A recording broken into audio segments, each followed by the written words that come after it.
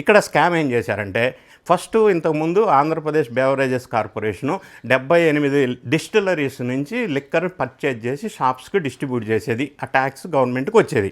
వీళ్ళు చేసిన స్కామ్ ఏంటంటే ఎగ్జిస్టింగ్ ఉన్న డిస్టిలరీస్ అందరినీ భయపెట్టి, ఎట్లాగైతే కాకినాడ సీపోర్ట్ని బెదిరించి భయపెట్టి రాపించుకున్నారో ఈ డిస్టిలరీస్ అందరి ఎగ్జిస్టింగ్ వాళ్ళని భయపెట్టి బెదిరించి అక్విజేషన్ చేసి స్వాధీనం చేసుకున్నారు. అందులో ప్రధానంగా 8 డిస్టిలరీస్ అవుట్ ఆఫ్ 78, 8 డిస్టిలరీస్కి మాత్రమే 5 సంవత్సరాలు ఆంధ్రప్రదేశ్లో జగన్ రెడ్డి గారు ఆర్డర్స్ ఇచ్చారు.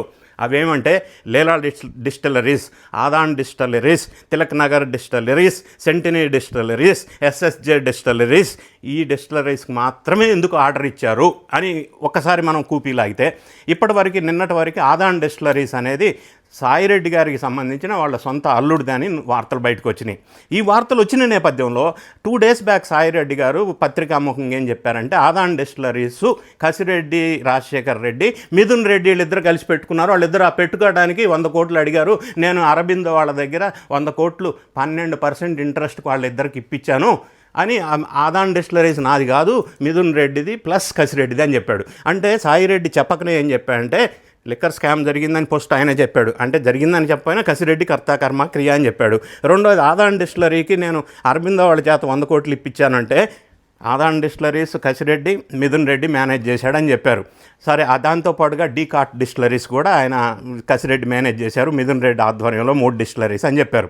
ఈ 8 డిస్టిలరీస్ నుంచి ఆర్డర్ ఇచ్చారు. Third scam. ఈ 8 డిస్టిలరీస్ ఇప్పుడు ఫర్ ఎగ్జాంపుల్ ఆదాన్ డిస్టిలరీస్ ఉంది, అది కాన్స్టిట్యూట్ అయింది అంటే స్థాపించబడింది లిక్కర్ పాలసీ రిలీజ్ చేసిన తర్వాత 1 month తర్వాత. అటువంటి సంస్థకి, అటువంటి డిస్టిలరీస్కి వీళ్ళు ఆర్డర్ ఎట్లా ఇచ్చారు? బేస్ ఏంటి? ఈ డిస్టిలరీస్ ఎవరికి చెందినవి? వాళ్ళకి అసలు మ్యానుఫ్యాక్చరింగ్ కెపాసిటీ లేదు.